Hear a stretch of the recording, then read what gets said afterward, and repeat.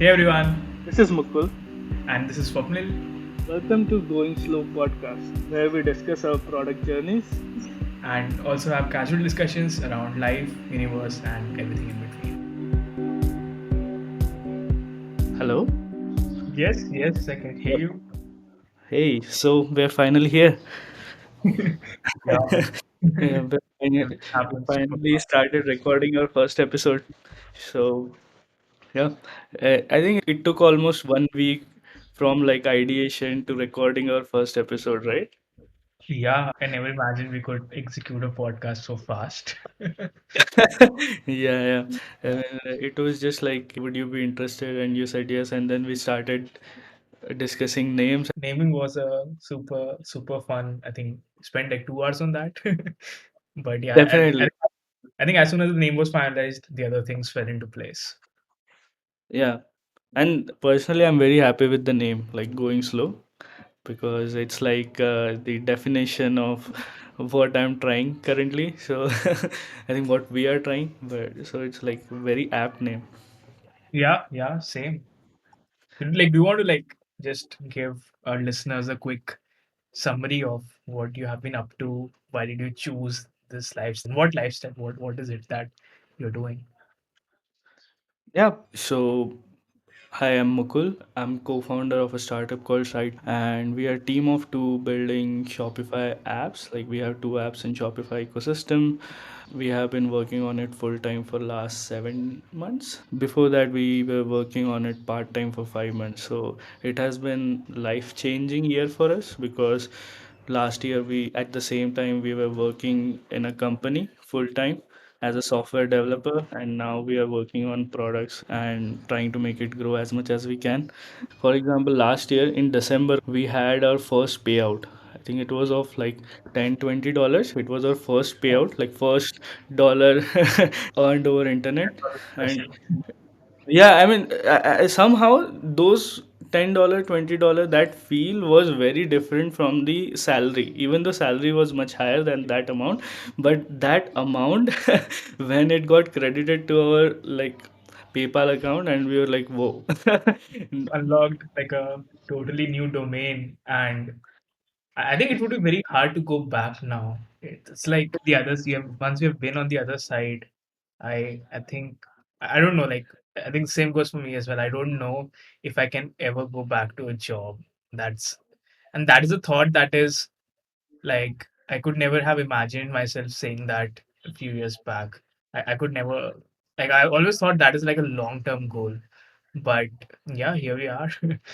Yeah, definitely. It's very difficult to explain to some of my friends, but it's like once you see the other side, it's very difficult, I would say. Like, there are definitely pros and cons in everything, but whatever lifestyle you like, this is the lifestyle I think I was trying. I think one point you touched upon is it's very hard to explain this to friends. I think I relate to it so much. And that- one of the things that we got connected on, right? Uh, Yeah. like we come from the same college, and it's like I have like very handful of friends from college whom I can talk to this stuff about. So Yeah, definitely. I mean, it's a very like so there are definitely pros and cons. It's like total control over time, right? Like for example, I think we both can watch anything on Monday morning, Monday afternoon, Monday evening, like if we want to, like something like that. But if some situation arises and if we have to take call on Friday night, we'll have to take it. Like there is no escaping from that. If there is some customer issue or customer problem we have to solve, we have to do it. So it's very difficult to explain in those times, oh, why is this better, or why do you like this lifestyle better, or something like that, basically. yeah. And I think I recently came across this quote from a book. I don't remember which one, but maybe it might be from novel. But he said that doing something, even if you love it, but doing that thing on a schedule that you can't control can be frustrating. And I sort of instantly clicked with that thing. Oh, yeah, this guy gets it. Like it's not Yeah. that I did not like my job. It's just that Uh-huh. I didn't like the urgency of things. I didn't like that you have to do it. And I think that's what we have been striving towards, that hey, we get to choose what to work on. even though the deadlines, even though the urgencies remain similar in some sense, but Yeah. at the end of the day, you choose your battles. That makes sense. Yeah, I would say definitely like we are a team of two and we're definitely not extremely profitable and stuff, but it has given us a comfortable salary or the amount which we can draw, which we can use it for our personal expenses. But it has unlocked that lifestyle too. It's something like now work is play. That is one thing I really like. So what try to do is like we try to ideate like, oh, what should we do next? Should we like grow the current app more? Should we build another one? Should we try something else altogether? Should we try podcasting? So this was something which I really like. Basically, at one point last month, we were discussing should we try to open a Shopify store? Should we try to sell something like physical Oh, goods? Should we try to make something? Should I think those are some great experiments, and we? definitely would love to hear them on this podcast. How Basically, it is giving us time to think about these things, and that's one thing I really like. so you were in Goa last month, so I Yeah, think yeah. that is pretty much the dream, right? That's what you sort of strive towards whenever you hear about going solo, or the fire movement, that you can be anywhere you want, and Yeah. expenses, or your revenue is enough to cover your expenses and your travel. Hmm. So yeah. Definitely, definitely. Would you share your like journey? Like I have heard on Twitter and all the blog posts, but I personally don't know much in detail too. So I left my job back in August 2019, so it's been more than 2 years now, and tried bunch of things. Rocket is something I started, I think, around October last year, and been going well as of now. What we do is we help tier two, tier three college students break into good companies and startups based on proof of work. So the problem statement on the student side is that they don't normally, they sort of get filtered out when they apply to good companies, just Mhm. because they don't have a good pedigree, they don't have a prior, they don't come from a good Mhm. college, or in a they're not working currently in a good company, so that's what limits their future opportunities. And when we sat down with recruiters, we realized that they're not against hiring from these colleges or from unknown companies. It's just that there's not much ROI from that. It's much easier for them to just filter out, because what happens is, for one job post they get like 500, 600 applications, and Mhm. it's really not feasible to interview every one of them. So they'll just put a filter to just only surface people from you know known colleges and companies.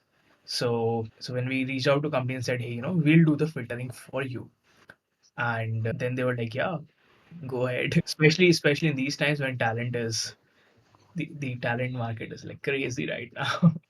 There's, especially with And remote work, it has been super crazy. But yeah, so I think we sort of sit in the middle, where companies trust us, companies trust our brand name. So our brand name is sort of like, our aim is to like become the college number 51 of India. So this is what we say to, as a pitch key, if you are in top 50 colleges of India, you don't need us. But if you are if you come from any college below that, you can get into our program and then get opportunities based on our brand name. So yeah, that's Mhm. the whole thing. Does that make sense? Yeah, yeah, it totally makes sense. And I really like the idea too. When you try to go for a job, the best job you can get is from referrals. Like referrals works the best. For example, if some good person is referring you, then that have even more weight attached to it. Yeah, So like if you think about it, referral is signaling, right? If you're yeah, referring yeah, somebody, no, nobody has confidence in the interview processes, so yeah, they just assume that if someone good is referring you, you must be good. It's like page rank, right? What Google yeah. says is, if a good authority site is linking to your website must be good. That's it. And we and if you think about it, colleges are the same, right? Colleges are costly signals that company views that, hey, if you're able to get into this college, you must be good. It's a much better signal for them than whatever they could figure out in the 30-minute interview. Yeah, that totally makes sense, and I think it's a very good business model too. I think the revenue model must be the referral bonus, right? Yeah, yeah, we charge companies, so yeah, it's free for students. I think it's very much depends on the brand, right? So you have changed from software developer to totally now a non-software developer role, correct? Yeah, yeah, I think it's been crazy. It's been like more than 2 years since I've written any serious code.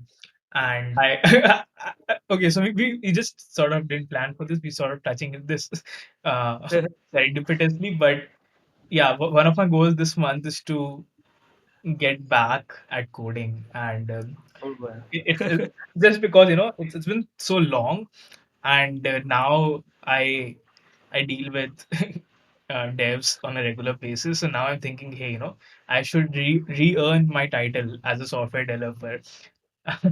So But but I find that really admiring. So when I was trying to do build some project which generate some revenue, so I was like, I'm a developer, then I should build like I should like develop something because code is my strong suit. Like coding is my strong suit. But in your case, you're like, "Ki, this is my strong suit, but I'm okay with like leveraging other skills too." this has come from That's experience. super cool. This has come from experience. Like Rocket is probably my 10th idea or something, Yeah. and most of my previous ones didn't work because I was just into coding and I did not have the Yeah. other skills. And this is like a very like I don't know how to short circuit this learning to new people, but you know, when everyone starts out, especially when you come from a developer mindset background, you sort of just you're in the mindset that if you build it, users will come. Yeah, But I was the same.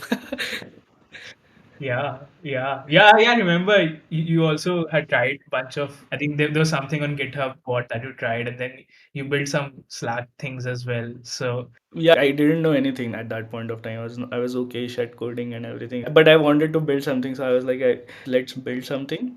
I didn't know what distribution was that point of time, that how important it is for the product. So I just built one product. It didn't work. Then I got to know the word distribution, and then I got to know, oh, the people will not come like this. You'll have to market it. I still was like, I was like, I wanted, I never wanted a product which will go for millions or which will generate like $1 million ARR. I just wanted something small which will just get me out of the job, and then I can work on it full time, and then I can work on some new ideas. so how I think about this is key. We have like at least 10 years of solid runway left, but by solid runway I mean that where we will have the energy and all.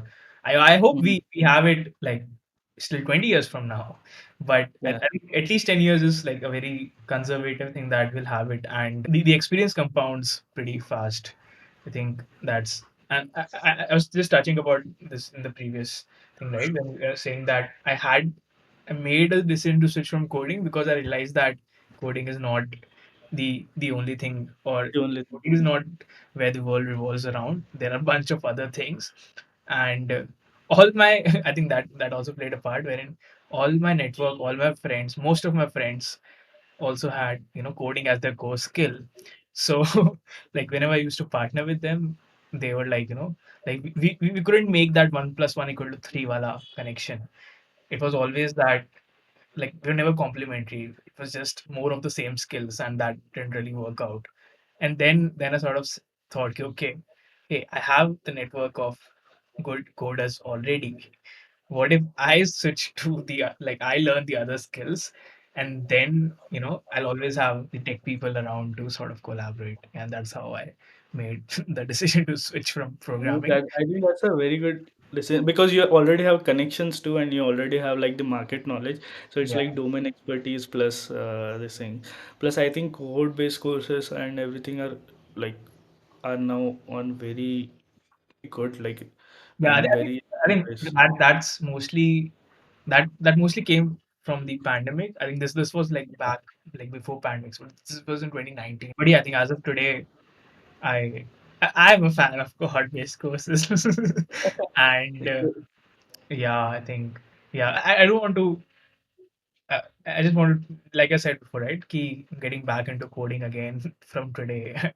I don't want to reveal a lot of things right now, but yeah, I Yeah. think if I stick to it, I'll let you know maybe in one of the Yeah, future. that's why like whenever I say something to anyone, like I mostly say I might try.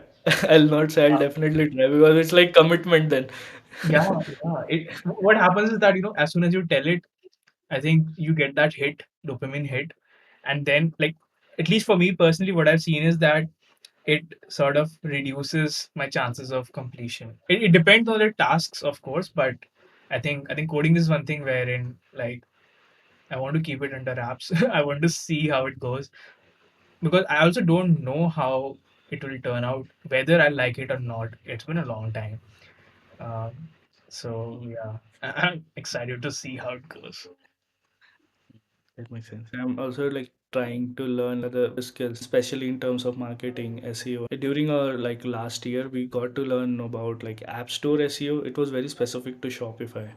So now we're looking forward to learn SEO in a more broader sense. If, for example, if we are building a product outside of Shopify, so we have one product called Appointo, which is like appointment booking tool for Shopify stores. So what we are trying right now is like we are building like a Shopify independent version of it. So we have already built it like so it's like in beta stage right now. So we have built like a Shopify independent versions of a point two. And now it's mostly like figuring out the hard stuff, which is like building distribution, building community. Building community, I would say, is the hardest, and I don't think I think it will take a lot of time, and I don't think I'm cut out for it right now. But it's something like if I have to do it, then we will have to do it. But right now, yeah, that's what we are exploring right now because we are mostly trying to leverage like the app store only, like going into other app stores and see like if we can leverage like distribution. That's what like the best thing about like staying small. Like if we could just get like 0.5% of other market, like it would be a win for us.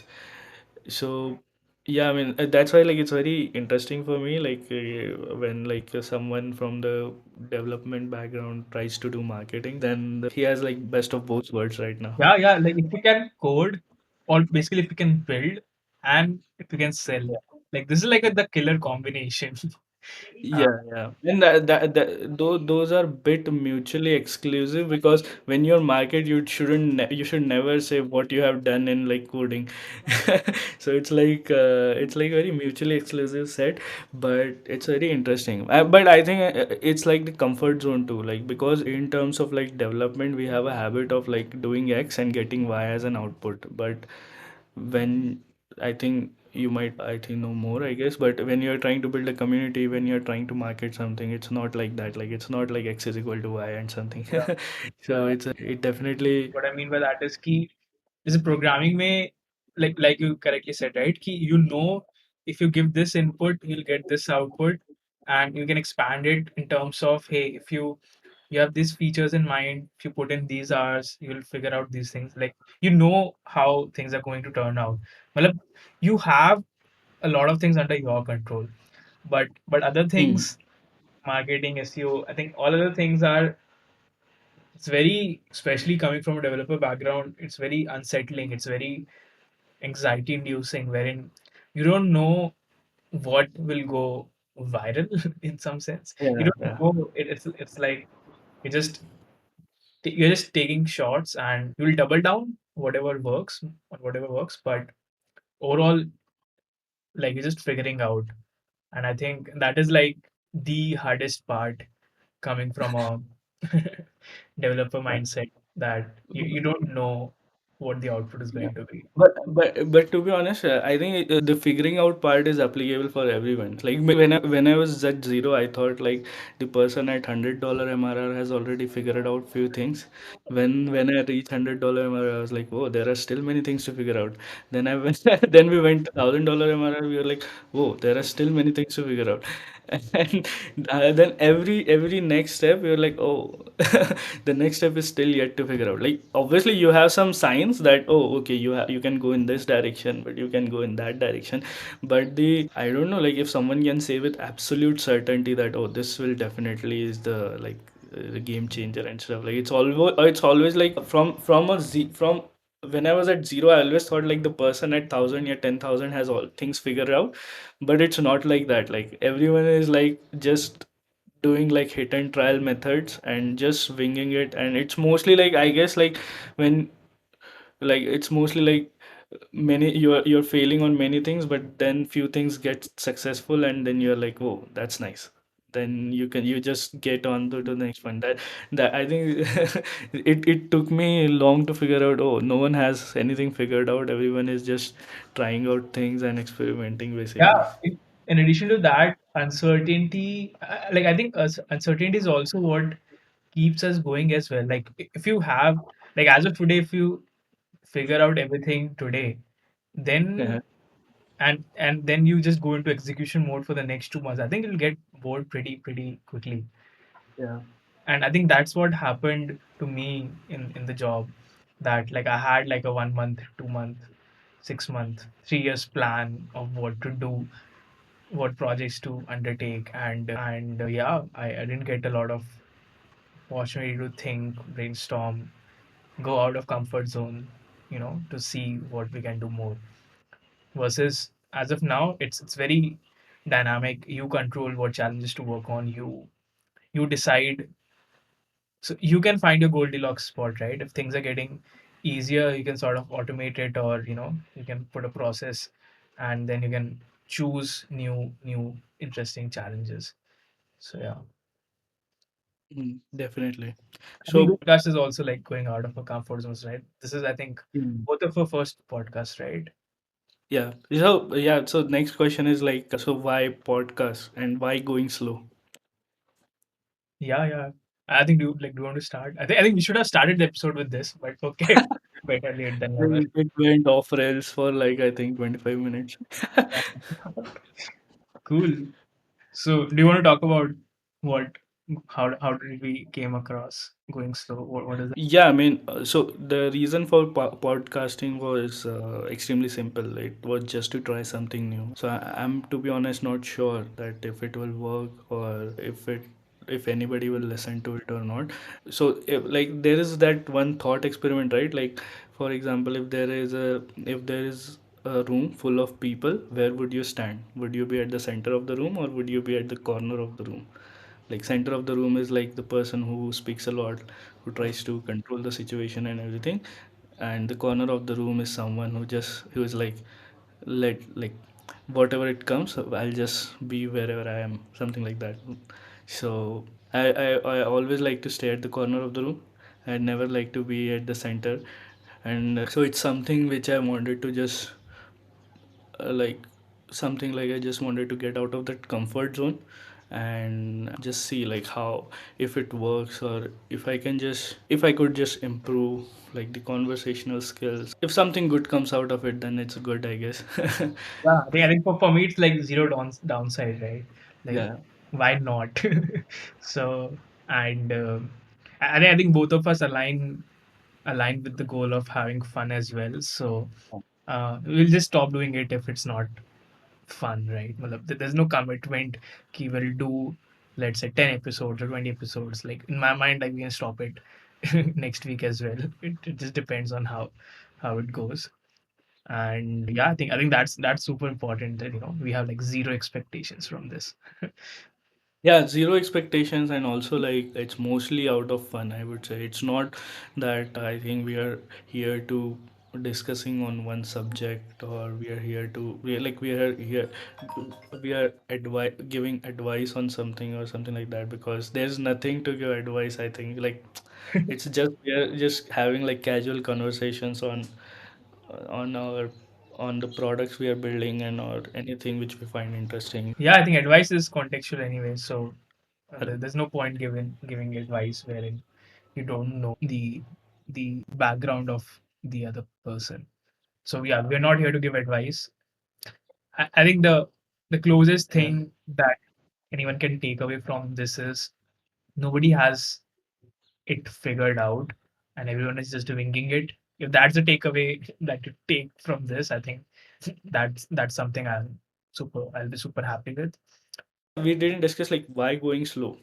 So He- why going slow for you? Basically, just to elaborate. So as you can see, like there are multiple ways to build businesses as of now, and you could have raised, you could have built like a venture back startup, or you could have had a different idea which could have escalated, like have a hyper growth kind of thing. So in the midst of all those points, why go slow, basically? Yeah, so it ties to my yearly goals. So like I set like yearly themes so that I know what to focus on. And my this year's theme was just designing life for fun. And I'll give some context here, right? So I was someone who worked a lot. So like in my first job, I used to start work at 9. I used to leave by 5, and then I would go to Starbucks, and then I would work on a side project till 1 a.m. This is something I would do for like, at least 4 days a week. And like when I went back at home at 1 a.m., I'll just crash on my bed, and then, I'll just wake up the next day and go to work. And I think I could not sustain this for a year. I sort of burnt out super hard. And this is something that has like I've burned out multiple times since then. Like next time I thought I'm recovered and then I thought I can do this again. So I would say like in my professional life I've sort of burned out every year in some sense or the other. And last year 2020 was was my first year after graduating from college wherein I didn't burn out. It was also thanks to the pandemic that we had other things to worry about, so work was at the least priority. But last year was a place wherein I did not burn out, and I liked that a lot. I had good energy levels. I was in general happy. There was not a lot of tension or anything. I felt very free. And then I realized that, hey, there's no point. Like, so I think again, so my perspective has also changed while reading a lot of books. I think in one of the books I read that like most people plan their lives that, they want to retire at 40 or 50 or whenever, and then they would do all those things that they always wanted to do. And so, okay, I'll give another example. So I don't know how we'll connect all these in the editing process, but okay, I'll just talk about whatever's coming on in my mind. That's fine. So in childhood, I used to like Beyblades a lot. I was a big fan. I had a lot of them. I had a lot of the attack rings, defense rings. I had a modified kit. You could Oh, like open Beyblades, swap parts, and I used to do that all day. And I had friends in our neighborhood whom either I would go to their place, they would come to mine, and then we would play for hours on end. And like it held a very, I was very enthusiastic about, passionate about that, and I always used to light up whenever I saw something new coming out. And fast forward to now, I don't really, I'm not excited about that as much. Like if I see a new thing coming out or whatever, I'm like, huh, that's okay, cool. And then this sort of hit me that the things that you love now that might not hold the same charm later. So there's really no point postponing stuff. Like if sort it's it's as simple as, hey, if you want to go out for a walk in the park, just do it. Why do you want to postpone those things for some time later, wherein you don't know whether you like it or not? I think that's the most important point that I realized, that this was my deal maker or breaker, whatever. Like this was my mindset changer, that whatever I like right now, I might not like it in future, and that's how I decided ki, hey, maybe I don't want to postpone things, and instead of like a full blown retirement after 40, I'll just go slow and invest time in things I like right now, and I can always go back to a job. So that's a safety net there. Like if I feel that there's something, and again there's like other point as well. So there are like a lot of points that sort of added up. I think one point was that when I got a raise in my job after some time, I I think on that one particular raise, I I wasn't super happy about that. Like I had nothing to buy. I had nothing new planned. I was like, it was just like a normal thing. Like I couldn't decide what to do with that extra money coming in. And then I realized, okay, then like, what's the point of having a raise if I don't if I'm not even using it? So yeah, I think a bunch of those things, and maybe something I'm missing right now. But yeah, I think all those things sort of came together, and then I decided to go slow and like stop and smell the roses on the way. And yeah, I'm liking it so far. Yeah. Yeah, that's really nice. How about you? So when I was in college, I had no idea that I wanted to start something of my own. It was like something I have never imagined. And I was like, after college, I'll do like some job. That was like my motto. Then when I joined Samsung, I was like, whoa, is this what I want to do for next 20 years or 25 years or so? I was like, whoa, no, like this is like, I mean, there were many people who liked it, but I was in the group who didn't. And second, then I thought like, whoa, then maybe startup life would be better. Then I joined a startup, like an early stage startup, and it was like a roller coaster, the startup point, but it kind of opened a lot of new perspectives for me. The perspective change happened there basically because previously I used to thought like the people who are starting businesses, they have everything figured out. They know what they're doing. There are brilliant people who are doing this thing, or they are capital heavy people who are doing this thing. But when I joined, when I saw for in first person how exactly they are doing it, I mean, they are exactly same as everyone, but they are just doing putting consistent efforts. They are just taking that risk, and that risk capacity. For example, if you talk to any of your friend, it's hard for them to leave their job because it's very very risky. And when I was in startup, I realized that, oh, these are the people who had just taken that step of that risk wala step, and they are now trying to make things work. If it works for them, then they have like a huge upside, and if it doesn't work for them, then there is no loss either. Like tech industry is very very nice for that. Like for example, if someone applies to your company and it says like ex founder, I don't think no one will say that, oh shit. I would we, love to. yeah, we don't want this or something like that. So also like it was something like in the startup there was a lot of I would say pressure, and I was like, whoa, in my previous job there was no pressure. In this job I have no pressure. I have too much pressure, and I was like, I'm not happy in any of this. I was like, why? And then I went to like a third job, which was a corporate job, corporate startup corporate.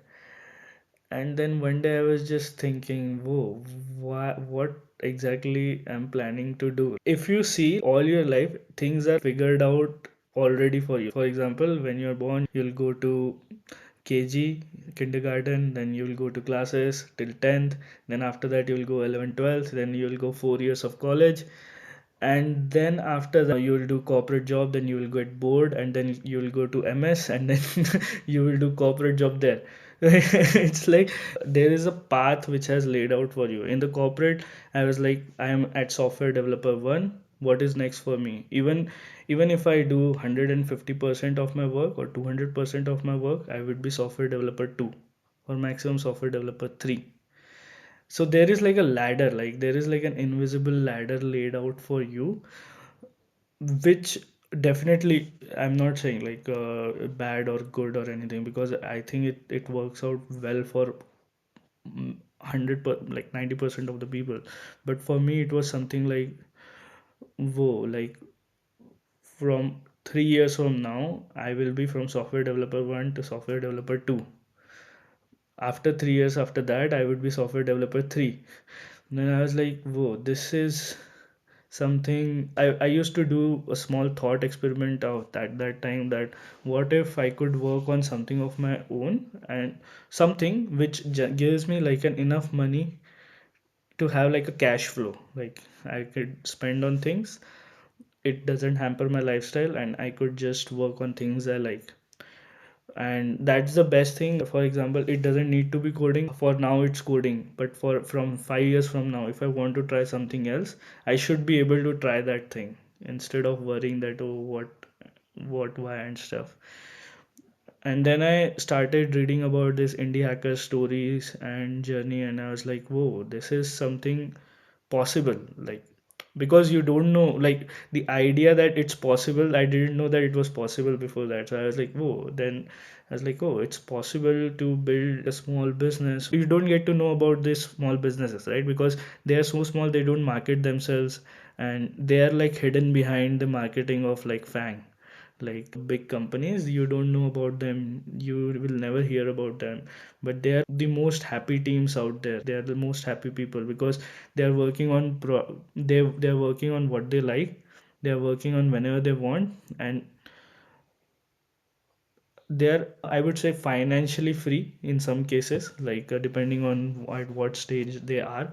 For example, I'm dividing my day into Monday to Friday work and then Saturday to Sunday office. I didn't like that either, that, oh, you're dividing your time into like two things, different things, like work and then free time for you to recharge. So I was like, no, I just want something like work is play kind of thing. I don't want to get, I want to work on something which I like. I want to work whenever I want, and I don't want to divide my days into like Monday to Friday and Saturday, Sunday. So for example, today I was working till before our call, like till 12, and today Saturday. So it doesn't matter basically. And it was something, so it was like a thought experiment, like what kind of life I wanted to build. For example, if I wanted to, an ideal, what an ideal life would be. So when I thought about that, the answer was this, that I want to, the answer that you will sip margaritas on the beach and stuff, it's, I think, totally wrong, because everybody likes to do something. So I realized that it's better to find something which you like and then do it consistently over a long period of time. And then basically for a year, we, like I tried build failed products, and then when it started I was like, whoa, I don't want to let go of this, because the freedom it provides, like whenever you can work whenever you can, whatever you, the best part is like whatever you want to work on, you can work on, you can experiment on multiple things, and you don't in my mind I currently don't divide it something like I work 9 to 5, or it's something like if I have to work at 10 p.m. I'll do it. If I have to work on bus, if I have to code something on bus, I'll do it. So that is the mindset I wanted to have, and it, I was trying to work towards it. And I was not in it for money. Like I wanted money definitely, but it was not like, yeah, I want like millions and stuff. I just wanted something which will like fulfill my lifestyle and have a good like, if we are like a average, if you are like an average human staying in India, like average person male staying in India, I don't think you can spend that much. Like if you are not like an extravagant like you're not making like extremely high expenses, like you can live a very comfortable life. I think the problem with vacations is that you have to come back, and that Yeah, is yeah. like super depressing. So I like the idea of you design your work such that it feels like a vacation in itself. Of course, you can go on vacations, but you don't need to, just because you're sort of burning out at your work and you feel like you need to go on a vacation. I think that is Yeah. something that we're trying to avoid. Also, I want to touch a couple of other things that you spoke about. So you spoke about risk at the start, that our friends think about that it's risky to leave a job. But I think especially in the tech industry, I don't think it's that much anymore. You Yeah. always, especially if you have worked somewhere, getting a job again is, I think, relatively easier compared to getting a first job. Yeah, but it depends a lot too, I would say, on the context too. Because so when I was thinking about this, when I was quitting, I was shit scared. I was like scared that I'm quitting. Even though there are all these things that survival thing comes up, like, oh, what will happen next and all these things. But I was like, I have saved up for at least 6 to 12 months, and also my family was not extremely dependent on me. Financially dependency was extremely low, so that was those 2 points which kind of helped me a lot in quitting. But I have seen in few cases the financial dependency is very high with, for example, the family and all those things. So Yeah, these things gets really tough to do that in those cases because you need a job. yeah, we are very privileged in that sense. Huh. Yeah, So I saw one tweet in like a year back when I was just quitting it, and I think I quit like 2 months after that. I just saw a tweet where someone tweeted something like, "Oh, bootstrapping is a form of luxury, and you don't realize it." yeah, Uh, that is so true. That is so true. It's a luxury, as in, if you can just say no to growing fast, and if you can just, if you like, just embracing going slow is a privilege. I 100% agree with that. You have to have a lot of other things in place, like talked about, right? That yeah. no one's financially dependent on you and all that. You need to have those things in place to be able to afford going slow. So Yeah, definitely. Like for example, if you have a house loan and your parents are dependent on you, that's it. Like it's very tough to leave a job at that point of time, and it gets so. Yeah, I mean, I feel very lucky in that sense. Like basically that those situations were not there, and I was just like just save up enough money, quit, and then if things don't work out, then you can go back to tech job. yeah, yeah. I'm comfortable giving to our audience that bootstrapping is a form of luxury. Or what would you say Yeah. exactly? Yeah, bootstrapping is a form of luxury and you don't realize it basically. Yeah, yeah. So again, repeating, take Yeah. away, bootstrapping is a form of luxury. Yeah. Yeah, you also touched upon that, you worked in a corporate, then a startup, then again a corporate. I think I think like I've just sort of putting the dots together on the fly here, that once you have had a wide experience, that's when you get into this mindset of, hey, you can take the good parts from everywhere, and then you can design Mm. your own life. Like if you've just worked in a startup, you don't know what the other side is like. You don't know key, hey, you don't know that deadlines can be lenient like in corporates, right? And yeah, so like I have one friend who sort of started out in a startup, and like he didn't know basically that, hey, this is not the only way of working. He thought that you just sort of push things out every week, or maybe every 2 3 days, and that's how you work. And same goes for corporate as well, that you don't know that what's there on the other side. So I think this experience of this having experienced multiple working environments, that sort of like plants a seed wherein you can then start to think about, hey, how can you design your life which is like the best of all worlds. Yeah, I mean, also I think it's possible now. In the current times, it's possible now. Most probably 30 years back during our parents' time, it was not possible because there was no internet, there was no information, there was nothing. But as of now, it's possible. I mean, I personally think, like, for example, from my point of view, I was not happy in corporate life. So I wanted like something to basically work on, basically to earn money and to have a proper life balance. So I think like currently like there is a lot there, like ours is like two different kinds of story, but there can be any kinds of story and out there, and it's possible because there is a lot of information right now. This was not like this was never something that we got exposed to. So cool. How do you want to end this? Okay, I have like one last question for you, which is I think it's in continuation to what you were talking in the break, which was like how do your friends see you? Like, do they see you as a rebel or how how's that? I don't know. Like I'm currently not sure because actually like everything happened in pandemic. Like we didn't have like lot of hangouts together, but I think like they were always very supportive in a way that oh like you quit your job and you're doing something of your own. So that what they like too, that whoa that you took that step basically of quitting your job because it is very hard to Yeah, I think bas- Buddhist is the hardest thing. yeah, Um, like it's yeah super hard. Yeah. that getting out of that comfort zone.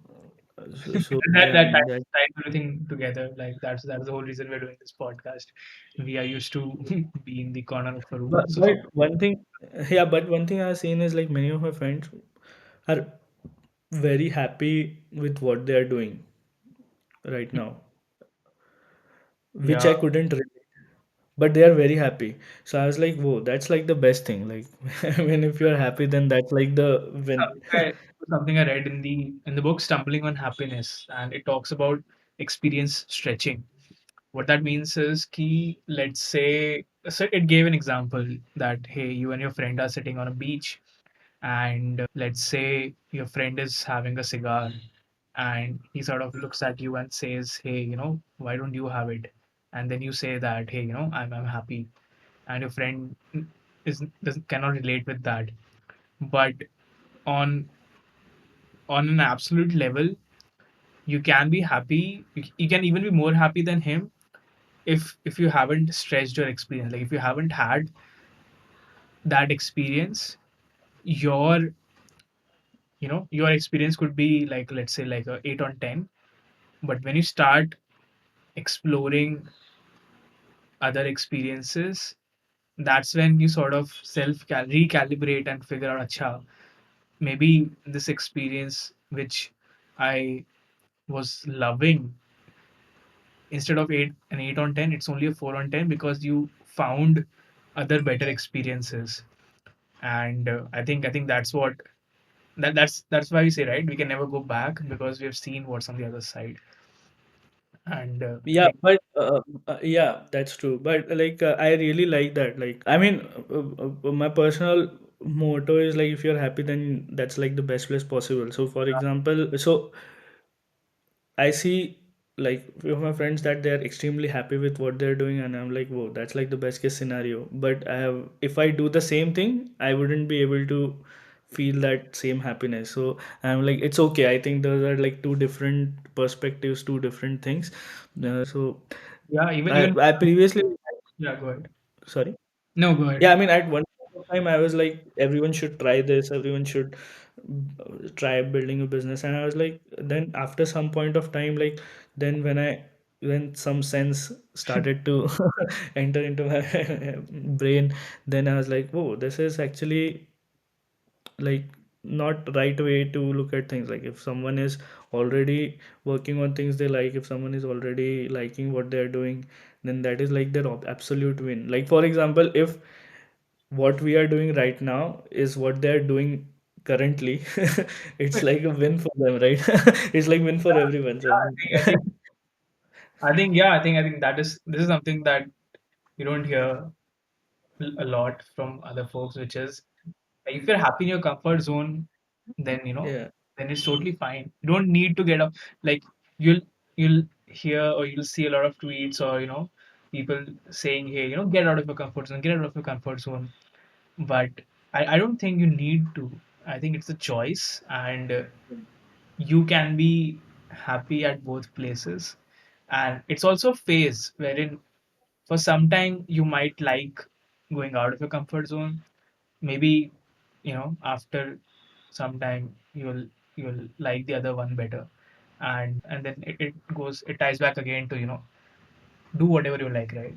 You just Yeah, identify that this is something you like, and then you just do more of it, and that's what really matters. definitely. So yeah, if you liked it, tag us on Twitter. Our handle is Going Slow Podcast. If you didn't like it, DM us, and we'd love to know what you'd like to hear more of. Yeah, see you next time. Until then, stay curious and have fun.